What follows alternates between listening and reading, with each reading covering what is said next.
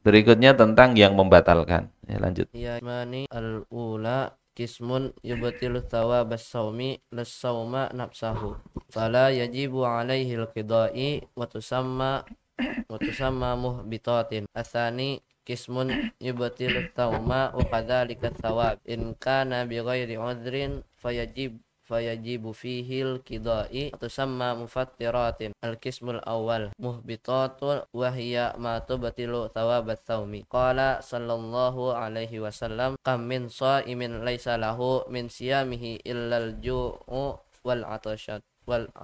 Al-awwal al-ghibatu wa hiya dzikruka akhakal muslima bima yakrahu walau kunta shadiqan. Ats-tsani an-namimatu wahya naqlul kalami biqasdi iqa'il fitnati. Ats-tsalits al-kadzibu wa huwa al-ikhbaru bighairil waqi'i. Ar-rabi' an-nazaru lima yuhramu aw lima yahillu bisyahwati ay bi an yaltada bin nazri. Al-khamis yaminu kadzibatu ay haliful kadhibu. Atsadis qauluz zuri wal fuhsyu wal amalu bihi wahyal hadith man lam yada qauluz zuri wal amala bihi falaysa lillahi hajatun fi an yada ta'amahu wa syarabahu.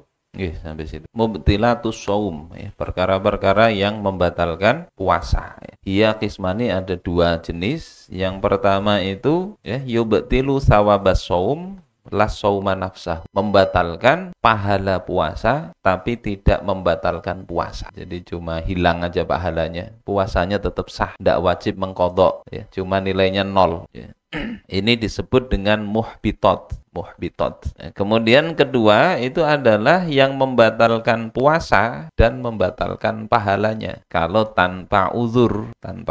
Kemudian ini wajib mengqadha. Ini disebut dengan mufattirat, perkara-perkara yang membatalkan puasa, ya.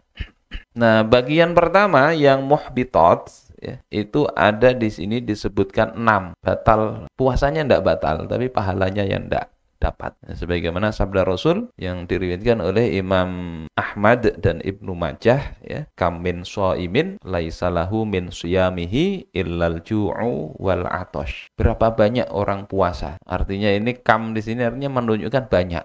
Banyak orang puasa itu tidak dapat pahala puasanya, ya. Yang didapat ya tidak lain hanyalah rasa lapar dan rasa dahaga, karena puasanya tidak dijaga tadi. Apa yang muhbitot, yang membatalkan pahala itu? Yang pertama disebut itu adalah ghibah. Ghibah itu menggunjing orang lain, ya. Dzikruka akhakal muslima bima yakrahu walau kunta shadiqan. Engkau menyebut saudara engkau yang muslim dengan sesuatu yang tidak disukainya, meskipun itu betul. Nyambati orang, yang disambat ini memang realitasnya begitu. Seandainya itu disebut, dia kira-kira tidak senang mendengar. Nah, itu ghibah. Ini masuk, ya, pahala puasanya hilang, dapat dosa. Tidak sekedar pahala puasanya aja, sekedar menyambati orang itu pendek. Nah, itu tidak boleh, ya. Sebagaimana Nabi itu menegur istri beliau, Sayyidatuna Aisyah, ketika beliau mengatakan bahwasanya inna Sofiyata, sambil tangannya begini, sesungguhnya Sofiyah itu pendek, ya. Disambati handap istri Nabi, padahal, ya, sama-sama istri. Istri muda kan, Sofiyah istri muda, walaupun usianya mungkin lebih tua dari istri tua. Rasul kemudian mengatakan, engkau telah mencampur. Artinya andai kata campuran itu, ya, dituang ke lautan, niscaya akan mengubah lautan itu. Artinya dosa sekedar nyambati orang ini handap, orang ini hitam, jelek dan sebagainya, ya, ceking, kerempeng. Andai kira-kira itu membuat tidak senang, ya, maka air laut aja bisa berubah. Dalam artian itu mempengaruhi, misalnya asin jadi kecut, misalnya air laut. Bisa dibayangkan berapa dosanya itu, ya. Dan zaman sekarang ini nih yang sulit untuk menjaga kadang ghibah itu. Kita tidak kenal aja kadang nyambatin, tidak kenal, ya. Di sosmed, sama di sosmed kah? Di mana kah? Kalau kita tidak di mulut kita kadang nyambatin di sosmed. Apalagi disambati itu betul, ya. Dia berdakwah atau apa. Gara-gara tidak cocok dengan kita sambati. Perkara kadang ikhtilaf, beda pendapat, kita olok-olok. Dia ngambil begini, kita ngambil begini, tidak cocok. Nah ini musibah sekarang. Kita nanti ikut-ikutan masuk ke grup seperti itu, bersambat-sambatan. Itu terpancing juga. Walaupun ada menyambati itu, ghibah itu yang boleh. Ya, ada 6 di situ yang boleh menyebut itu. Sebagaimana di dalam kitab Syarah Sahih Muslim atau di dalam Syarah Riyadhus Shalihin ya, ada dijelasin. Misalnya salah satunya untuk kalau orangnya memang sudah dikenal begitu. Ada amat, satunya amat apa? Yang pendek, satunya amatnya tinggi. Amat yang mana? Amat yang handap misalnya. Ya, ketika perlu begitu tidak apa-apa. Sudah lita'aruf istilahnya. Untuk mengenal, kita memang mencari orang dengan ciri-cirinya memang seperti itu. Yang kedua, untuk mengadukan kezaliman, maka boleh nyambatin. Sebagaimana Sayyidatuna Hindun, istrinya Abu Sufyan, itu ngadukan suaminya kepada Rasul. Ya Rasulullah, inna Aba Sufyan rajulun syakhikh. Wahai Rasulullah, Abu Sufyan ini suami yang pelit. Coba suami disebut pelit. Tapi dalam rangka apa? Mengadu, nggak memberikan nafkah kepadaku dan anakku yang mencukupi. Jadi disampaikan. Akhirnya Rasulullah memberikan solusi, yakni engkau ambillah khudhi ma yakfiki wa waladaki bil ma'ruf. Ambil, kata Rasulullah, yang mencukupi engkau dan anak engkau dengan cara yang ma'ruf. Ini bagi ibu-ibu ya, kalau nggak dikasih duit oleh suaminya, ambil sendiri.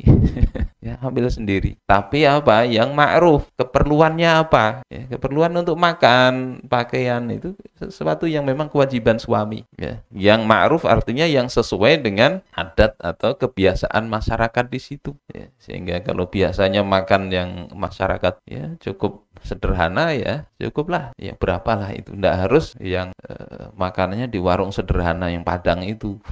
Wah, saya mau sederhana aja katanya. Tiap hari mau ke warung Padang. Ya, apa namanya, tergantung suaminya lah. Itu apa? Mengadukan kezaliman kepada orang yang punya apa solusi, itu enggak apa-apa. Nanya ke Ustadz lil fatawa, maka enggak apa-apa mengadukan kezaliman itu. Kemudian apalagi tahdzirul muslimin, memberi peringatan kepada kaum muslimin tentang buruknya apa? Bahayanya orang tersebut. Misalnya ada orang ini nih, biasa ini kalau ada orang ini biasanya sandal hilang ya.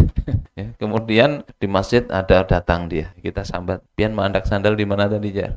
Boleh disambat, itu boleh, enggak apa-apa. Atau orang yang biasanya suka ini khianat ya, minjem duit misalnya, hilang orangnya, biasa begitu, sambat enggak apa-apa. Untuk apa? Supaya kaum muslimin itu enggak tertipu. Ada beberapa hal itu. Jadi tidak semua nyambatin orang itu berdosa ya. Termasuk orang-orang fasik yang terang-terangan dia tidak punya malu ya, maka menyambat itu tidak termasuk dalam kondisi ghibah ini. Ini yang pertama. Tapi orang-orang yang kira-kira dia menjaga diri, dia melakukan kesalahan kadang juga tidak sengaja ya, diolok-olok ya, naudzubillah. Yang kedua, namimah. Namimah ini apa? Yakni naklul kalam biqasdi iqail fitnah, memindahkan perkataan dengan tujuan memunculkan fitnah. Namimah istilah lainnya itu adu domba. Kasihan dombanya diadu. Ini ngomong ke A begini, si B ngomong juga begini, disampaikan supaya berkelahi, di framing lagi apa? Perkataannya dipotong supaya yang sebelah ini syarik, ini juga dipotong supaya yang sebelah syarik juga. Akhirnya orang berkelahian. Ini gawian intelijen kadang begitu. Intelijen negeri-negeri musuh ya. Itu namimah. Kemudian yang ketiga itu al-kadzib wa huwal ikhbaru bi ghairil waqi, berdusta, menyampaikan sesuatu yang tidak sesuai dengan realitas, termasuk menyampaikan sesuatu tanpa kita pikirkan bener ndaknya, ndak kita teliti. Ada berita sarser. Ini masuk dalam kategori kadzib. Sehingga kita kadang ndak merasa dosa itu mungkin numpuk di tengah kita. Puasa kita ndak ada lagi pahalanya gara-gara tadi ndak bisa jaga pertama, kedua, ketiga ini lidah ya. 1, 2, 3 ini kan lidah. Ghibah, namimah, kadzib itu lidah. Zaman sekarang ditambah ini jari jemari ya, karena ini berlaku juga alkitabah, khitobah. Tulisan itu seperti ucapan ya. Kaidahnya begitu. Jadi bukan hanya ucapan ya, Tulisan sama, tulisan. Bahkan mungkin lebih awet tulisan daripada ucapan. Kita ngucap di sini hilang begitu. Tapi dengan tulisannya masih ada, kita meninggal, masih jalan, itu dosanya itu. Naudzubillah, hati-hati sekali nulis itu ya. Tulis di sosmed, bener ndak yang kita tulis itu. Kemudian yang keempat, an-nadharu lima yahrumu au lima yahillu bisyahwatin. Memandang sesuatu yang haram. Apa yang haram? Babi. Kalau babi itu haram bukan dipandang tapi dimakan. Babinian itu yang haram, dipandang, dimakan lebih haram lagi. Babinian yang bukan mahram, melihat auratnya itu tidak boleh, ya, tidak boleh. Ini juga sulit sekarang kan, di mall-mall misalnya, orangnya pakaiannya banyak terbuka aurat. Jadi kalau yang haram itu dengan syahwat atau tidak, ya sama, tidak boleh. Kalau sengaja, ya. Kalau tidak sengaja lain, ya. Makanya kata Rasulullah kepada Sayyidina Ali, ya Ali, la tabi'in nadratan nadrah. Jangan engkau ikuti satu pandangan dengan pandangan berikutnya. Fa inna malakal ula wa laisa lakal akhir wa laisa lakal akhirah. Yang pertama itu bagi engkau, tapi yang berikutnya ndak. Akhirnya kita misalnya keluar melihat wanita ndak nutup aurat, ya kalau sekilas ya dimaafkan. Membulikinya yang kada boleh, akhirnya diakali. Jangan dibuliki tapi dipenterlengi. Sama aja, nggak boleh. Ya. Artinya palingkan pandangan. Ya, istilahnya ghaddul basar dalam perintah Allah Ta'ala dalam surah Al-Mu'minun. An-Nur. Qul lil mu'minina du min absarihim. Ya, katakan kepada orang-orang yang beriman, hendaklah mereka menjaga pandangannya. Ini kalau perkara haram. Atau yang kedua, perkara yang halal tapi dengan syahwat. Kalau haram tadi syahwatkah? Enggak boleh. Yang kedua, kalau yang halal misalnya apa? Di mazhab Hanafi misalnya ya wajah wanita itu halal sebetulnya dilihat, tapi mesti tanpa syahwat. Nah, kalau wanitanya dilihat wajahnya tapi nyaman melihatnya, ya, ada bangkit syahwatnya, maka itu jadi haram meskipun yang dilihat itu halal, ya, yang dilihat. Ini juga merusak pahala puasa, ya, merusak pahala puasa. Kemudian yang kelima, al-yamin al-kadzibah, ya, bersumpah palsu. Ini jelas ya, berdusta aja tidak boleh, apalagi bersumpah palsu, bersumpah dusta. Kemudian yang keenam, qauluz zur, perkataan zur. Zur itu perkataan yang batil. Ya. Sebagian mengatakan qauluz zur itu sumpah palsu termasuk. Ya. Kemudian keji, ya, al-fuhsyu atau al-fahsyu. Kemudian wal amalu bih, ya, melakukannya. Jadi perkataannya juga amalnya yang nggak baik itu juga merusak pahala puasa. Sebagaimana hadis riwayat Imam Bukhari, malam yada' qaulaz zur wal amala bih, siapa yang tidak meninggalkan perkataan dusta dan melakukannya, falaisa lillahi hajah fi ayyada'a ta'amahu wa syarabahu, maka tidak ada perlunya, Allah tidak perlu dia meninggalkan makan dan minumnya itu. Jadi 6 hal yang mudah-mudahan kita bisa tingkatkan.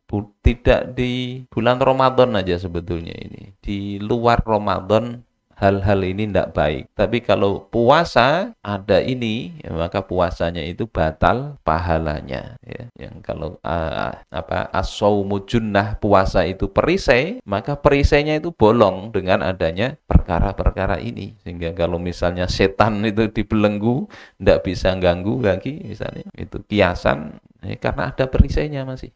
Kalau perisainya tidak ada ya, pelang-pelong aja masuk dia. Ini yang pertama, muhbitot.